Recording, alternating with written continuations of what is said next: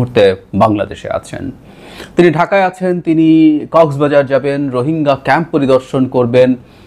আর শুধু সেটা না, ইনফ্যাক্ট আজই আমাদের প্রধান উপদেষ্টাও সেখানে যাবেন এবং এই দুজন মিলে হাজার হাজার রোহিঙ্গার সাথে ইফতার করবেন একসাথে। অনেকগুলো সিম্বলিক কাজ আছে এখানে। তার এই আশাটাকে আমরা কিভাবে দেখব, বা এটা কি শুধুমাত্র ঘোষিত যে ব্যাপারটা আছে সেটাই প্রধান বিষয়, নাকি অন্য কিছু এর সাথে রিলেটেড আছে, সেই ব্যাপারগুলো নিয়ে কথা বলতে চাই। তার আগে একটুকু জানিয়ে রাখি যে বাংলাদেশের মাটিতে জাতিসংঘের মহাসচিব আসা খুবই বা অতি অভাবনীয় ঘটনা না। সত্যি বলতে শেখ হাসিনার সময় 2011 সালে তৎকালীন যিনি মহাসচিব ছিলেন জনাব বান কি মুন, তিনি এসেছিলেন। তবে হ্যাঁ, 14 পরবর্তী সময়ে শেখ হাসিনা যখন গায়ের জোরে ভোট চুরি করে ক্ষমতায় থাকতে শুরু করেছে, সেইকালীন সময়ে আর এই প্রবণতা দেখা যায়নি। আমার যতদূর মনে পড়ে 11 সালে বান কি মুন এসেছিলেন। সো শেখ হাসিনার কালেও এসছেন, সুতরাং বাংলাদেশে জাতিসংঘের মহাসচিব এসছেন, এটাকে খুবই অভাবনীয়ভাবে দেখার কিছু নেই। তবে এটা খুবই তুচ্ছ ব্যাপারও না, এটা বেশ গুরুত্ব বহন করে বলে আমরা মনে করি। ঘোষিত ব্যাপার কি? ঘোষিত ব্যাপার যেটা মনে হচ্ছে যে তিনি জাতিসংঘের হয়ে এসছেন রোহিঙ্গাদেরকে দেখার জন্য, তিনি মানবাধিকার নিয়ে কথাবার্তা বলতে এসছেন। কারণ আমরা জানি রিসেন্ট সময়ে শেখ হাসিনার বিরুদ্ধে যে গণঅভ্যুত্থান হলো, তাতে জাতিসংঘের গুরুত্বপূর্ণ একটা সংস্থা মানবাধিকার বিষয়ক হাই কমিশনের অফিস একটা তদন্ত রিপোর্ট করেছেন। সেখানে শেখ হাসিনার সময়কালীন সংকটের কথা যেমন বলা হয়েছে, ঠিক তেমনি পরবর্তীকালে শেখ হাসিনার পতন পরবর্তী সময়েও বাংলাদেশে মানবাধিকার নিয়ে সংকট হয়েছে, সে সময় মানবাধিকার লঙ্ঘনের কথা আছে। সো সব কিছু নিয়ে তারা মনোযোগ দেবেন।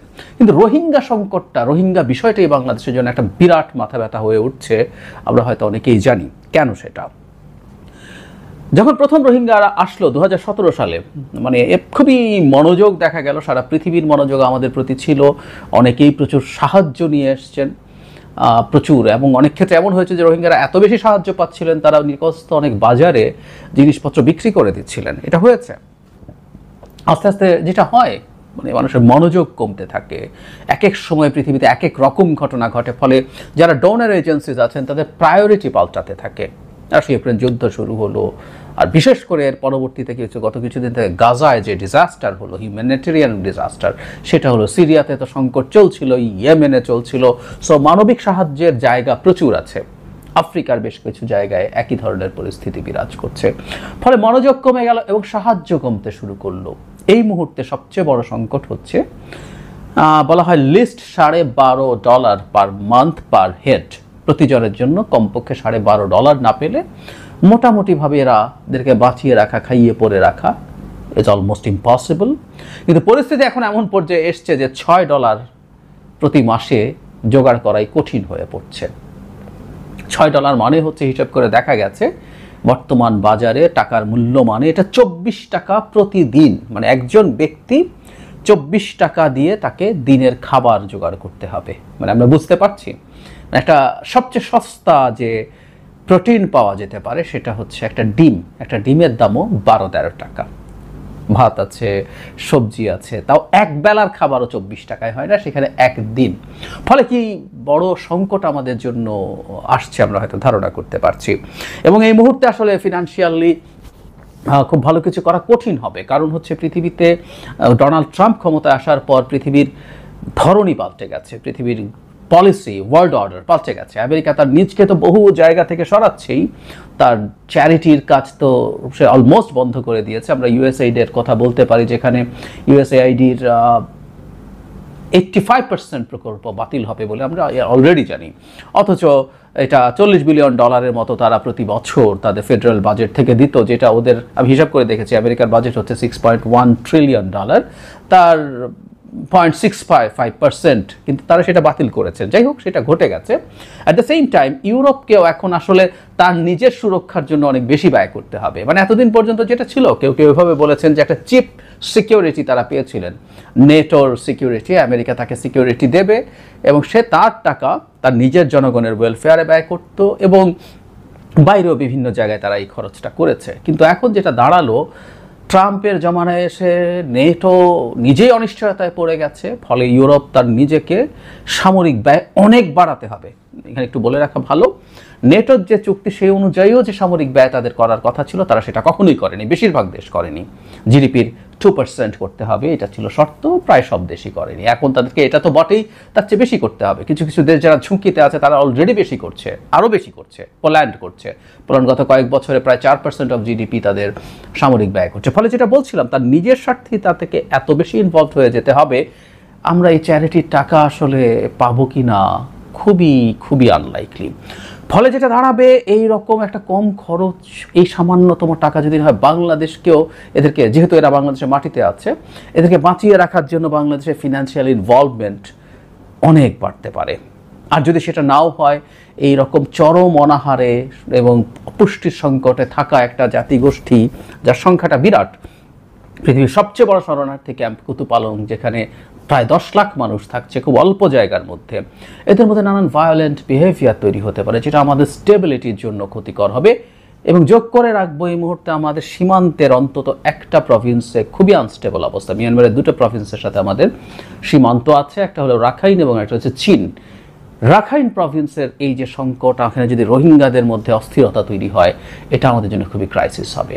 সুতরাং এই সময় যখন গুতেরেজ আসলেন, আমরা আশা করি যে গ্লোবাল কমিউনিটির একটা বিরাট মনোযোগ আমাদের দিকে আকৃষ্ট হবে, তার সাথে অনেকেই আসবেন, সেগুলো রিপোর্টিং হবে বিভিন্ন জায়গায়। সো প্রায় বিস্তৃত, অনেকে ভুলে গেছেন এই জায়গা থেকে রোহিঙ্গা সংকটটা আবার পৃথিবীর বিভিন্ন জায়গায় মনোযোগ ফিরে পেতে পারে, এবং তাতে যদি সাহায্যের পরিমাণ বাড়ে, আমাদের জন্য খুব বড় একটা রিলিফের ব্যাপার হবে। এটা একটা গুরুত্বপূর্ণ বিষয়। মানবাধিকারের কথা তো বললামই, তবে এখানে একটা, আমি এখনও নিশ্চিত নই, ইনফ্যাক্ট একটা পত্রিকা একটা সূত্রের বরাতে জানিয়েছে মহাসচিবের আরেকটা এজেন্ডা আছে এখানে, সেটা হলো রাখাইন প্রভিন্সে, ওখানে যেহেতু তীব্র যুদ্ধ চলছে আরাকান আর্মির সাথে, এটা বাড়ে কমে কখনো ইন্টেন্সিটিটা, জান্তার সাথে যেহেতু সংকট চলছে, ওখানেও এক ধরনের হিউম্যানিটেরিয়ান ক্রাইসিস তৈরি হয়েছে, ওখানে এক ধরনের দুর্ভিক্ষর পরিস্থিতি তৈরি হয়েছে। বাংলাদেশের মধ্য দিয়ে সেখানে একটা ত্রাণ পাঠানোর একটা প্রস্তাব বা চেষ্টা জাতিসংঘের দিক থেকে আছে। আমি জানি, আমি নিশ্চিত নই, এটা যদি একটা এজেন্ডা হয়ে থাকে, এই ব্যাপারে বাংলাদেশের খুবই সতর্কভাবে পদক্ষেপ নিতে হবে, কারণ এ ধরনের কাজ করা কোনো না কোনো পক্ষকে অখুশি করবেই। এই মুহূর্তে যে এলাকাগুলো আরাকান আর্মির নিয়ন্ত্রণে আছে, সেখানে যদি হিউম্যানিটেরিয়ান সাহায্য যায়, সেটা আরাকান আর্মি পছন্দ করতে পারে, কিন্তু সেটা আবার জান্তাকে ক্ষুব্ধ করবে। সো বাংলাদেশকে আসলে এই ধরনের পদক্ষেপ নেওয়ার ক্ষেত্রে খুবই সতর্ক থাকতে হবে। কিন্তু যে কথাটা বলছিলাম, আসলে এটার সবচেয়ে বড় ইম্প্যাক্ট আসলে যে জায়গায়, সেটা হচ্ছে আমাদের সরকারকে এন্ডোর্স করা, যেটা আসলে ঘোষিত কর্মসূচি না। মানে এটা মনে রাখতে হবে যে অনেক সময় অনেক কিছু কাগজে কলমে না হয়ে গেলেও সেটার আসলে প্রভাব অনেক বড়। যেমন আমাদের প্রধান উপদেষ্টা যখন ক্ষমতায় আসার কিছুদিনের মধ্যে জাতিসংঘের সাধারণ পরিষদে গেলেন, তখন জো বাইডেন তার সাথে রীতিভঙ্গ করে, জো বাইডেন তার এই ধরনের সাধারণ পরিষদের সময় তিনি আর কারোর সাথে সাইডলাইনে কোনো বৈঠক করেন না, কিন্তু তিনি আমাদের প্রধান উপদেষ্টার সাথে একটা সাইডলাইনে মিটিং করলেন, তাকে খুবই কর্ডিয়ালি হাগ করলেন।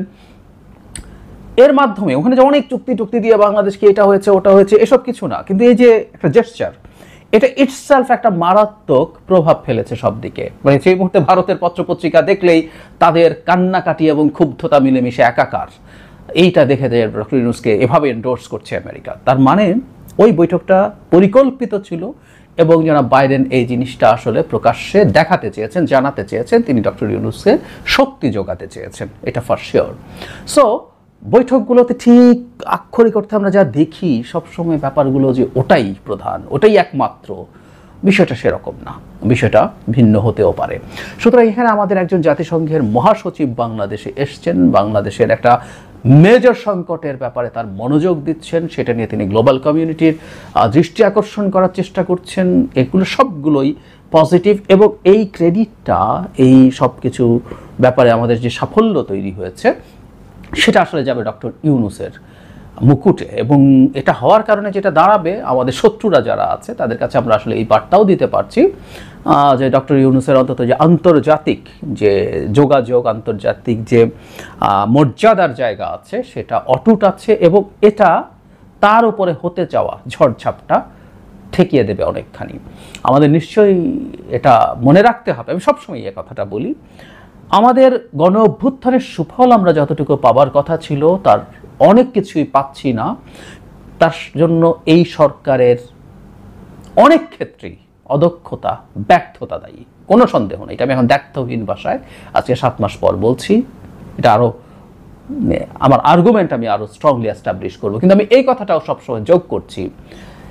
এখনও আমাকে দাঁড়িয়ে কেউ যদি জিজ্ঞেস করেন 5 তারিখের পর বাংলাদেশের প্রধান উপদেষ্টা কাকে করা হবে, আমি এক মুহূর্ত চিন্তা না করে বলে দেব এটা ডক্টর ইউনূসকেই করতে। 7 মাস দেখার পরও বলবো, কারণ উনি ওই সময় আমাদের মাথার উপরে এসে না দাঁড়ালে আমরা আমাদের ডিজাস্টার হয়ে যেত।